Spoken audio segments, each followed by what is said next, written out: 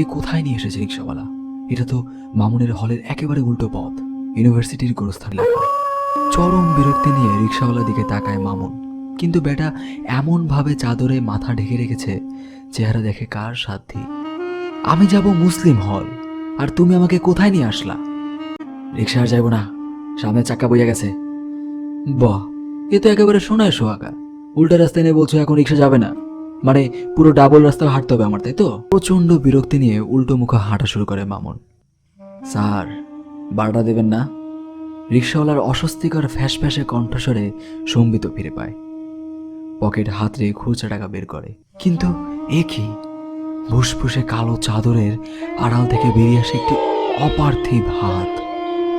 সাদা সাদা অস্বাভাবিক বড় আঙুলের ডগায় কালচে বাঁকানো বড় বড় নখ, আর হাতের তালুতে একগুচ্ছ লোম।